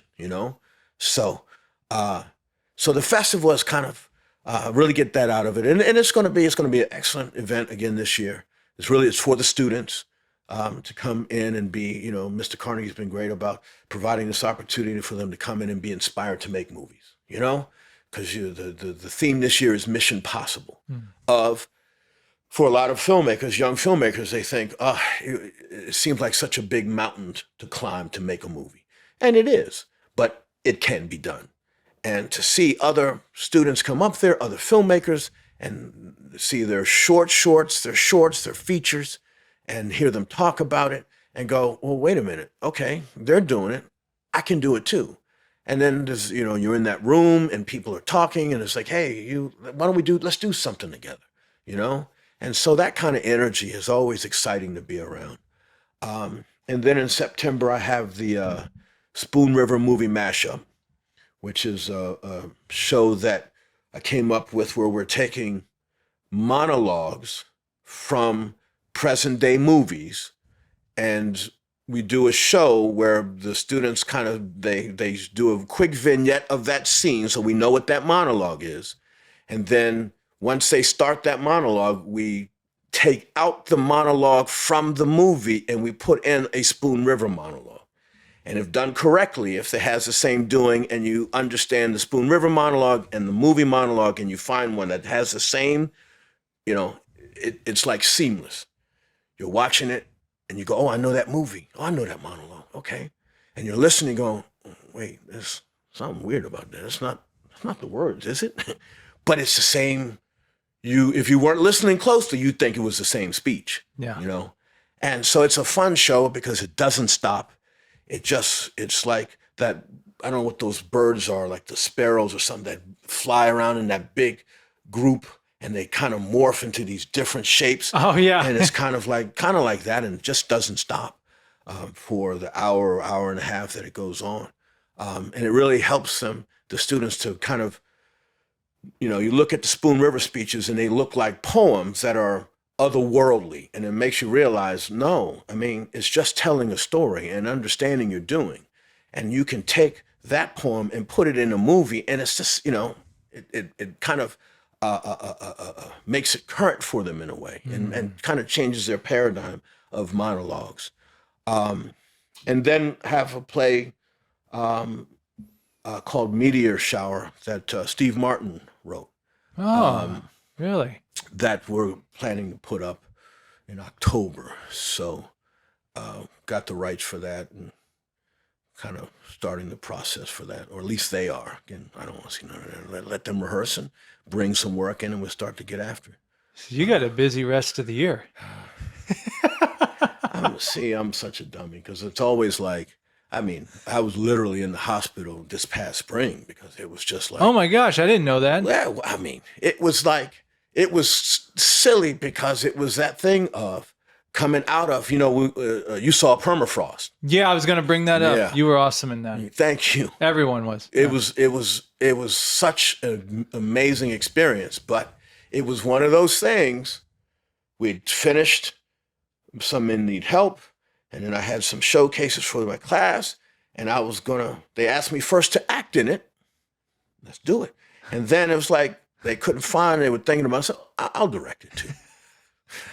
I wish I could go back to that day. Get your Clint Eastwood on. And myself and said, come on, man. Well, my problem was I know what I need in terms of time to direct it. Forgetting or not realizing the amount, because it was one of the lead roles, how much time the work to do that we want to do to bring the performance. And so, there were nights I'm popping up in the middle of the night at 3 a.m. going, oh my God, what did I do? And I'd be walking the neighborhoods, working online, thinking about the blocking and the whole thing. And it was like, literally panic attacks. Okay. But it at the end of the day, and I was fortunate because the cast was phenomenal. And so I didn't have to worry about them. I wasn't a teacher and working with them. I was a director, and it was hard because now I'm even in it. I'm used to watching it and moving things around. Now I'm in it, trying to move things around while being in it, And so I did not have to I didn't have to try to get them to do the work. They were spot on, and their performances were so powerful. So I'm so proud of the work. It's written by Andrew Grace, who's a former Playhouse West member. So be able to represent the work for a former student was so gratifying. But when going from that into the One Act Fest, when I made the schedule, I said, yeah, I just need a week or two to kind of shift things. And it happens every year. Every year I go, at the end of the day, you go, Wolf, why did you do that? I said, I don't know. It's just because even when it's happened, it's like, let's just keep going, you know? But then I had an attack, a gout in my foot, which I've had, but I was so busy that I didn't treat it like I usually do, and it got bad. Right? And that's fine. It gets bad, then it goes away. But then I was running around on it and, you know, doing the one act fest and all of that, directing the ones and putting it together. And it then my leg got infected. Oh my God. And my girlfriend's like, you got to go to the hospital. I'm like, it's just, you got to go to the hospital. And so I go there and they're like, it's a good thing you came in. A couple of days from now, we would have been chasing this thing, you know, the infection. So it's just because, you know, just don't stop and you're on your feet. And I'm trying to I always try to say, hey, but then I end up doing it again, you know? Let's just, because I want to keep doing stuff, you know? And if I stop, it's like, well, I don't know. I just want to keep doing stuff. So it's what it is. Are you okay now? Is everything okay now? Yes. Yeah. Physically, yes. Physically, mentally, yeah. You know, I still got my problems. I feel like you're one of those, like, 'cause you just the Energizer bunny of creativity. You're constantly going. You almost have to force yourself to build in like mini breaks within the year because you do so much. Or they happen to me. Yeah. Right. You know, your body says you're stopping. We're stopping now. We're done. Oh, okay. Or it's funny. It was like when the pandemic happened, right? It was the same thing. One after the night. We were doing those one acts, and then I had the next play lined up, and then the next one, and then everything got shut down, right? Mm-hmm. And it's funny. Grayson says to me, he goes, man, you must be losing your mind right now, because usually you're like, and it was funny. It was like, you know what, Grayson, I realized when I got stuff to do, I'm like a maniac. When I got nothing to do, I do absolutely nothing. I was like, okay, well, let's just sit here. It's just, but then it did start to creep in after a while. You're like, oh, come on, I gotta start doing something. So that was need a break there too. But I do have to pace myself a little bit better. Yeah. So I'll quote Kenny Yates. He said it on this podcast, and he said he'd rather be stressed than depressed. I align with it because I'm similar too. It's like we get real stressed out and I just need a break, and then you get a break, and then like after a couple of days, you're like, all right. Yeah. Well, you mentioned the depression because you asked about when you're done, right? Yeah, you get so stressed about it, and that stress is just being in it, and it's the pressure to get it done, and the pressure to you wanting it to be good, and the creativity, energy that it takes to. You know, you're always in it. It becomes a part of you. And then it's done. And like in theater, it's done, it's gone. Poof.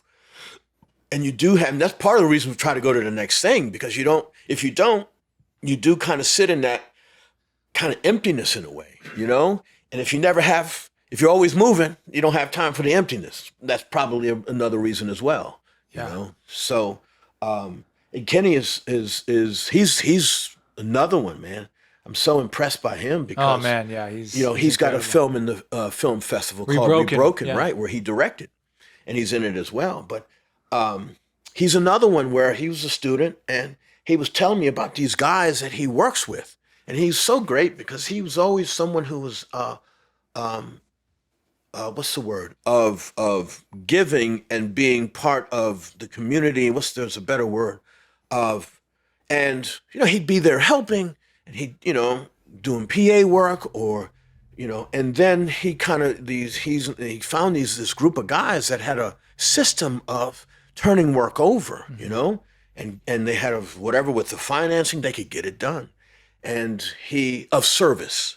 He's always of service in a way, even at the school in terms of, production is at hand and stuff in a play, that kind of stuff. And eventually he got his opportunity to direct, and so proud of him that, it's a really great movie and especially considering the budget and the time constraints. Yeah. and what they were able to do creatively to really pull this off.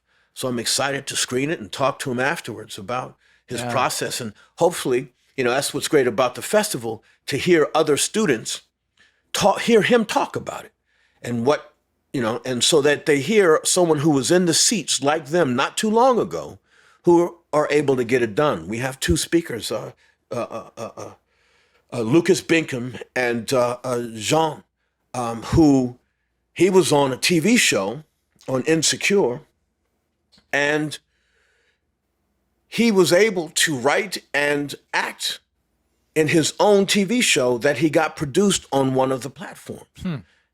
He's like a showrunner that made his own show. And it's like, well, how did you do that? Jean Ellie. And Lucas Binkham is an actor who is a producer. And, he's worked with Nate Parker. He's actually one of the producers on Sound of Freedom that's out right now. Oh, wow. Yeah. And to hear the students come and listen to these guys. And I tell the students, they were in these seats just like you not too long ago. It's great to hear from Scott Kahn and Jeff Goldblum and Ashley Judd. Absolutely. But they're kind of at a different level, Right. And you sometimes easy to go, well, of course they can get it done. It's Jeff Goldblum. But to hear about these guys, from their hustle and the choices they've made and the way that they've been able to navigate, I want to talk to Jean. How did you navigate that system? And how did you get someone to say yes? Yeah. Everybody's got a script that they want to produce into a TV show. He did it, In fact, Lucas, he and Nate Parker, they were like, they produced a TV series called Baseline. And they were like, you know what? We're not even going to go to the distributors. We're going to make our own platform. And they produced this platform called Monza. So everything now they make, they have a place to distribute it on their own platform. Wow. So it's that kind of thinking and that kind of, get it done fullness that I think is exciting for the students to hear about, so that the mission is possible, it is. No, I love it. And I can definitely vouch that everyone I've ever been to, but the first year I was out here at beginning of Playhouse, first year in LA, when I went to that first film festival, right? It was like, what is this? This place rocks, man. Cause like the films, I'm always blown away. Yeah. Not only at the film festival, but even at the 120 competitions. Sure. Like you're always just amazed at the level of work that they're able to do in 5 days. So just to be around those people, like you're around the people that, like you said, it's so important to get out there and talk to people and collab and to create. think, look, Lucas and Jean were in classes with other people. You don't know who's in your classroom. You don't, Mr. Carnegie has a great saying. He says, everybody wants to get on James Franco's bus. Well, his bus is full and it's down the street. Okay. The bus you want to get on is right here in this room, in your classroom. Who are because it was Franco, Scott Hayes, Jim Perrick, all those guys that lift each other up, Franco has lifted up so many of those guys from his opportunities, So you don't know, who was in the room with Kenny Yates? He's going to be making things. Mm-hmm. People are going to be auditioning for him. He's going to be choosing who's going to be in his movie, Same. Lucas Binkham, great story. If I may, if I can keep talking. Please do. He called me up. I was in that movie, American Skin. Yeah. I don't know if I told you the story, but last time. He called me up. He said, hey, Wolf, I'm producing a movie. Can you send me your reel? Okay. I sent it to him. Didn't hear anything for like 3 months. He says, hey, calls me back. He said, man, I'm producing a movie. We want to put you in it. I said, oh, okay, cool. I didn't know anything about the story, hadn't seen the script. I knew it was Lucas. And I'd seen some other things produced. I was like, if he's going to do it, I'll be in it. He does good work, right? Well, we keep in touch. And then I tell him, I said, look, I have this about the film festival, because it happened during that time. I said, I can't do it for those 3 days because I got to be there for the festival. He goes, oh, okay, well, let me go check. Fortunately, it turned out wasn't needed on those days. Well, it comes to, and he says, I'm a cop. I still haven't read it. I don't even know what it is. But it's Lucas, and I want to be in, he makes good work. Well, I go to the fitting, right? And I'm walking up and go to the wardrobe house. And it's a big, and I'm like, wow, Lucas is pulling some strings here. This is good. Okay, good for him. And I'm in there getting fitted by the costumer. And she goes, have you worked with Nate before? I said, Nate? She goes, yeah, Nate Parker, the director. I was like, Nate Parker? I didn't even know who the director. I'm like, oh my God. And the movies escaping me, Birth of a Nation. And I was like, no, I haven't. But the story is, I was in class with him, and you see the work they're doing, and you never know where your opportunities are coming from, my higher self was smart enough to just say, yes, sure, let's do it. And I backed into a great situation working with, a great director and writer. Nate Parker is just amazing. Another one of those guys who writes, directs, acts, and to be around him when he's working is, what's the word? Not hypnotic, but you're energized by it, because that energy is like, he's so positive and he's so creative. And it's like, God, I want to be that sort of, doing all of that like that with that energy and that positive mindset. So the idea of those people who you will most likely will be the ones who are giving you jobs and you're going to be working with are in the room with you right now in those classrooms, right? So find that community and work together and grow together, and you never know. You never know. Because not everyone's going to be the lead actor star. Exactly. There's directors, producers, writers. Absolutely. Podcasters. But that's what I love about this community is it's, I don't know how how long you lived in LA? How long you been out here? A while. 20 some years. A long time. We don't have to go into the came over in a covered wagon. And but yes. At the end of the day, it's like, am I going to stay here long term? But then it's like, I don't really know if there's another place like this place though, where you're surrounded by this many people who get it. Right. You don't got to explain anything like, hey, I'm doing this movie. Hey, I'm shooting this. It's like, oh, cool. Yeah. How can I help? It's just an energy, like you said. It's just dense here. It is, but it's also finding because a lot of people like to talk about it. And a lot of people like to. So it's what's great about, finding a community of the same work ethic, right? Same mindset, same creative sensibilities, execution.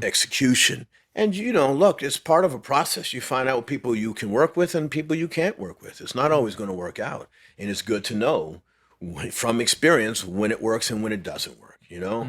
I know relationships that I'm good working with and ones that I'm not good working, where I fit in the puzzle. So I try to stay away from those situations where I know I probably won't be comfortable or thrive. So, Okay. Yeah, no, that's a very good point. We're getting toward the end here. I could talk to you for 4 more hours, by the way.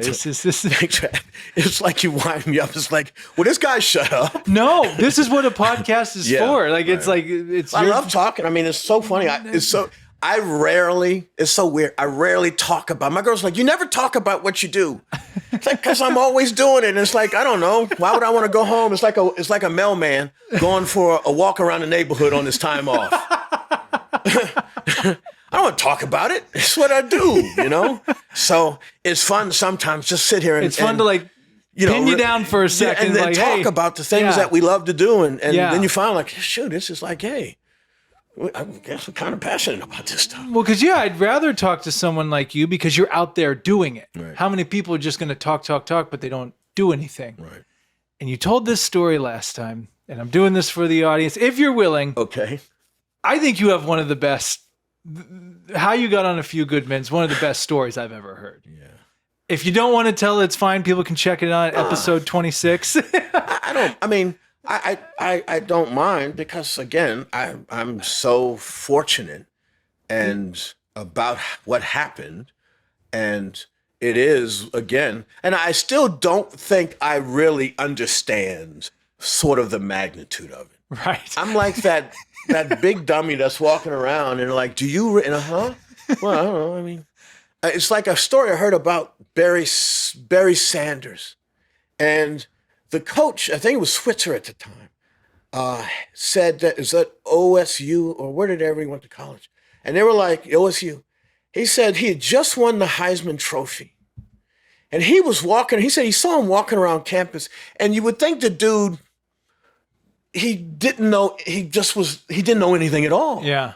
And that kind of was like how Barry Sanders was throughout his whole career. Just this kind of guy who just was really great at what he did. Yeah. And was not about flash. Wasn't Deion Sanders kind of thing. You know? One of the best of all time. Oh my God. I mean, geez. And it's so funny. They were both iconic in their jobs and how they lived in their jobs differently, you know? Yeah. And you can't not like Barry Sanders, and then you kind of appreciate who they both were in a way, you know?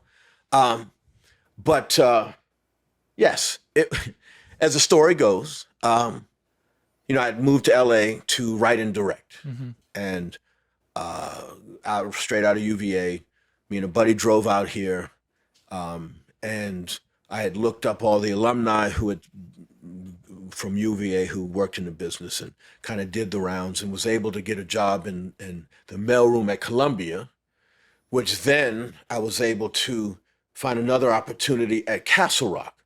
That's where Rob Reiner and Glenn Padnick and they're going to get mad if I don't know their names. Anyways, the guys, so they, Castle Rock was like hot at the time. It was a production company, and they had all come from Norman Lear, and I was starting in the mailroom and worked up from the mailroom there, became a PA on some TV shows, and then eventually was Rob Reiner's set assistant on Misery, which was a fantastic experience. Because I wanted to write and direct, and what better is like going to college and watching a pro, he and Barry Sonnenfeld working together with Kathy Bates and Jimmy Kahn. I mean, goodness. And then after that was done, went back to the company and got into location. I was working up the production ladder, and got into location managing and scouting. And my first big gig was being the location manager on A Few Good Men, which, at the time, probably shouldn't have had that job because it's a big movie. And I hadn't had anything to that level up to them. But they really liked me there, and they knew I would hustle my butt off. And then I was out. I came to the office one day, and I was walking through, and I bumped into Rob, and he's directing it, and he says, hey, I know you want to write and direct, but have you ever acted? I said, nah. He goes, well, you know about the role of Dawson? I said, of course. He goes, well, why don't you come in? I don't know, just come in, audition, see how you do. Just trust me. And I was like, okay, right? And I was smart enough to listen to the voice in my head that said, hey, go call up a coach. A buddy, my roommate at the time knew of a coach, Julie Areola. He said, call her up. And so I got with her, and we worked on it.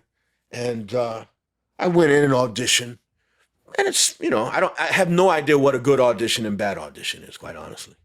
And went in and did it. And then I left and went back to my job of I was like crazy stressed about these locations for A Few Good Men with Tom Cruise and all these people. I'm running around and I get a call. Hey, you got a call back. Oh, what do I do for that? Hey, you got to come in and all right, came back in. So they brought me back a bunch of times. And then I remember the last time I did it, and Rob stands up. He goes, well, I got a big decision to make. I'm like, yeah. Because I saw Morris Chestnut and Cuba Gooding and all these other guys in the lobby. I'm sure you do, right? I got to go find barracks, So this whole time your hopes aren't even up for it. You're just doing it because he's saying. He said, come and do it, right? Yeah. Hey, I didn't want to disappoint him. Can't say no to Rob Reiner. He said, come in and audition. I'm helping him out, giving him some ideas. Probably. I don't know about that. I'm just thinking, hey, the man said to come in and do it. Yeah. Why not? Yeah. And so, a few days later, I get a page, date myself, from his office. And I call, and his assistant gets on. She goes, hold up a minute. She's kind of giggling. And I see Rob gets on and he goes, hey, welcome to the movie business. I'm offering you this job in A Few Good Men as Dawson. I'm like, okay. And it's like, wow, that's okay. And I remember the payphone where I was in Beverly Hills, right across from the Beverly Center. That's awesome. Right? There's a medical building there. I know there's no payphone anymore because they don't exist. But the funny thing is, I got that job, and then I went to the head of production, Jeff Stott. And I said, hey, Jeff, Rob gave me that role in A Few Good Men. He goes, I know, it's exciting. I said, yeah, but do you think I could still be the location manager and do the role? He goes, Wolf, you should probably just focus on the job. And so probably one of the best advice I got at the time. Because, and then, right, so I remember going home and sitting, and I had a window just like that, sitting at the window looking out and thinking kind of like, what's happening? What just happened? I'm in a movie with Tom Cruise and Jack Nicholson. I mean, what's going on? And I worked with Julie, and we kept working on the role, and then we had the table reading, right? And we're over at Culver City at one of those big studios, and you walk in, and it's that typical, they got the long tables in a big square, right? And so I go in, and I'm early because I don't want to be late, and I'm sitting there like the fresh bunny, and in walks Demi Moore, in walks Kevin Bacon, in walks Pollock, Kiefer Sutherland, and then Tom Cruise, and then Jack Nicholson. I'm like, what the hell? What am I doing? And we sit down and we start reading, and they're just like fire, but they're just reading it. And I'm got my finger on the page where I got my first line, of course, Just holding it there. I'm seeing the page. Okay, 5 pages left, 3 pages left. And then some water dripped on my page. I'm like, there's a leak in the building. There ain't no leak. I'm sweating. And then my turn to speak. And it was like a volcano happened. Just hit my line. And everybody laughed, right? Because they knew the story. They knew, yeah, They knew how I got it. And they just saw this guy. But here's the amazing thing. They all knew the story. But to a person, even Tom Cruise, so supportive. He came up to me. He was like, hey, welcome on the project. If you need anything, you want to rehearse, you want to go over lines, anything, don't hesitate. Reach out to me. We'll work. And I was like, at the time you go, okay, but then you realize later on how huge that was, And any of them could have given me sort of attitude of that guy who got the job. It was the guy who got the job because he knew Rob Reiner. Right. Was the negative of that. Which I understand, quite honestly. But none of them gave me that. And especially the thing with Tom, that's why he's so smart. He's such a great businessman and actor. He knows that the weakest link is the strongest link in the movie, Where if I didn't bring my work, the movie would not work. So he could have been like, who's this scrub? As opposed to, hey, we're going to make sure you're ready, And for him to extend himself like that was a great lesson, that I hope, in your career, you can return that kind of favor in a way or expression in a way, and then, yeah, we shot it and, everybody knew it was a good movie. But I don't think anybody realized how iconic it would be so many years later. Yeah, it's legendary. Yeah. It's used in law schools and, it's shown constantly on TV, and so. You can't handle the truth. And, listen, when we shot that, right, they had the whole courtroom and they shot Jack first, because he had to go to the Lakers game probably soon, because he's Jack. But he stayed, of course, until he left. And as they went around the room, he did that performance like you saw on camera. It wasn't like it was cameras off of him, now he's just phoning it in, saying words. He gave to each actor so they could do their work, you know, which is like another, like, this is how the pros do it, you know? He was there for everybody else, you know? And so it was, you know, one of those experiences that I'm, you know, eternally grateful for. You know, it's one of those, I don't know what I did to get that, you know, to get that, but I was fortunate. I showed up for myself and things aligned. It's all about, you know, things aligned, you know, and it worked out. And it's been a wild ride since then, because I always say it's a good problem to have, but I don't suggest you start at that level. You know, I didn't have any acting experience. And what happened was I was acting truthfully because I didn't know any better. But then once the expectations set in afterwards, and then the fear of meeting those expectations set in, the acting began. And the bad habits of trying to perform began. And just really trying to stay afloat from, you know, I was terrified and so many expectations. And I showed up sometimes for myself and times I didn't, you know, which having a craft and having that experience, if I'd started there and worked my way up, might have been, you know, that's where that is very important, you know. But again, I'm not complaining. That's hey, it's a good problem. When you get called to the big leagues like that, you go, and then you deal with everything afterwards. Yeah. But it's made me really appreciate, you know, even being in class and teaching now and understanding the importance of trying to. And someone said, the student asked me, because I kind of told this story, someone asked me, and they said, is this why you teach the way you do, so you don't end up, you know, have the same feeling that you had when you were in the room? I said, I don't think I consciously, but maybe in a way, you know, I know how I felt when I was unprepared in the room because I didn't have the craft, that I don't want other people to kind of be in that position. It sucks. It's the worst when you don't have a thing, you're in there and you don't have the confidence of what you do. You know, that you know, that's now when you do go in and you know, hey, this is my job. This is what I am. I'm a plumber. I'm a roofer. I'm that guy. I'm a surgeon.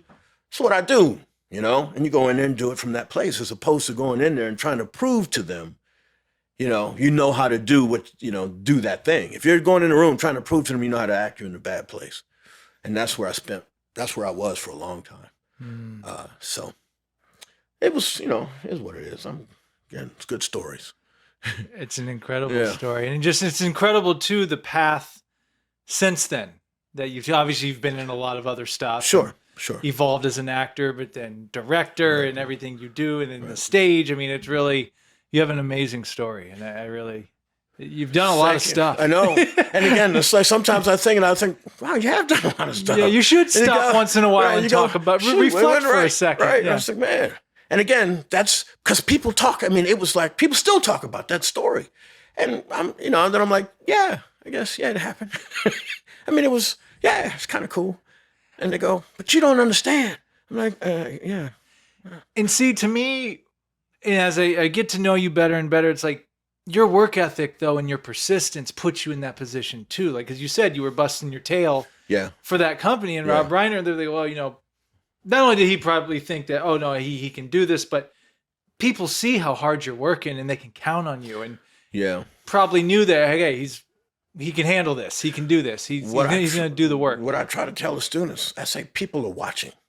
Yeah. Whatever job you do, people are watching. You might be a PA and you might think it's a low-level job, but people are watching. You're going to come back to them and say, I want that job over there. And if you were slacking here, you're not going to get that job. Because you didn't think they were watching you do this job. They were watching. And they go, he don't want to be a PA. He's not a good PA. He's, you know, lazy and doesn't show up on time. Why would I want to give him that job? You know, or if you have a small role, you're in a small role in some project. If you don't take it seriously, don't do it well, the director there probably going to have another project, you know, and they're not going to put you in a bigger role in something else if you weren't really there 100% for the role that you had in the job you had to do. Right. You know? And that goes in any industry, anything you're doing. Anything. Yeah. Absolutely. Absolutely. How you? I like the quote someone says, "How you do anything is how you do everything." Absolutely. Yeah. Absolutely. It's kind of scary when sometimes how you find you're doing some things, you're going, oh, I gotta let me change this. Yeah. Because it's very true. It's very true. So. Wow. Well, Wolf, this was a treat. Hey, man, thanks for having me. Yeah. Thanks for making the time. Thanks for taking a break in your extremely busy schedule. Looking forward to checking out some of your future productions coming up. And I'm looking forward to hopefully you'll come do part 3 here. Well, congratulations on the podcast too, man. Thank you. You're like seeing you churn them out week after week, show after show. Yeah, Eric. They'll be like Joe Rogan who?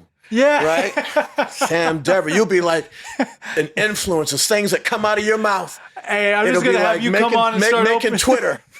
Or X or whatever we're calling it today. I'm just going to have you come on here and then you're just going to start opening boxes. It's going to go viral. We're going to partner on something and make a bunch of money. Do a podcast while you're opening boxes. Yeah.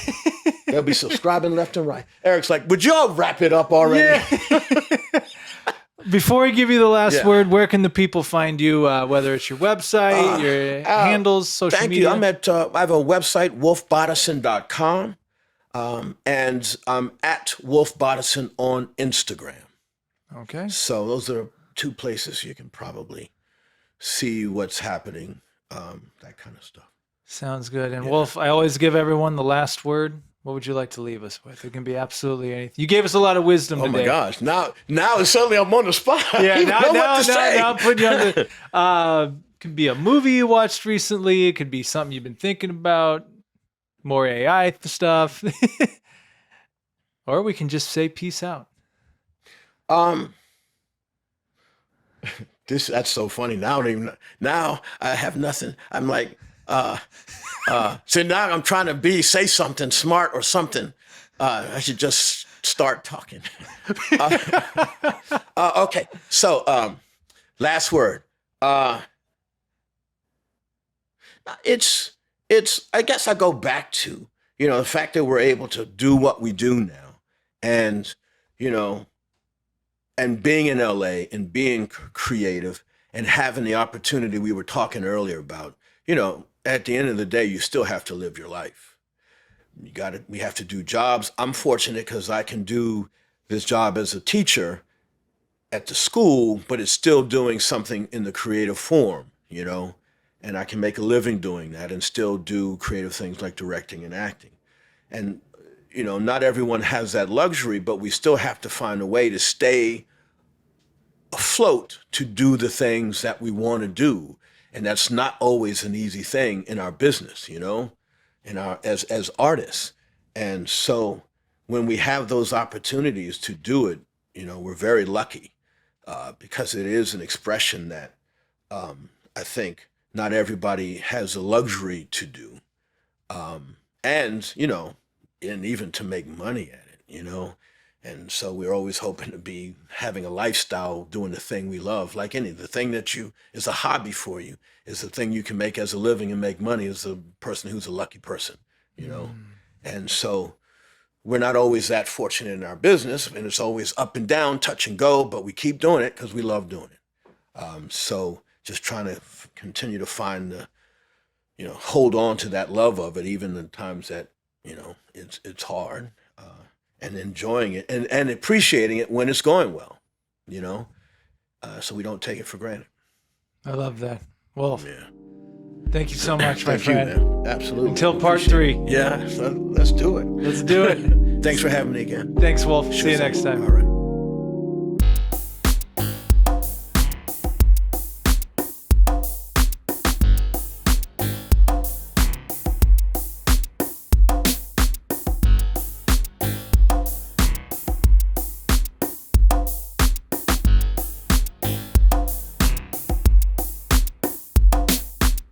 Hey everyone, thanks for checking out the Sam Dever podcast. Be sure to follow us on Spotify, Apple, or wherever you get your podcasts. And if you watch the podcast, be sure to subscribe to our YouTube channel at youtube.com/@the Sam Dever podcast.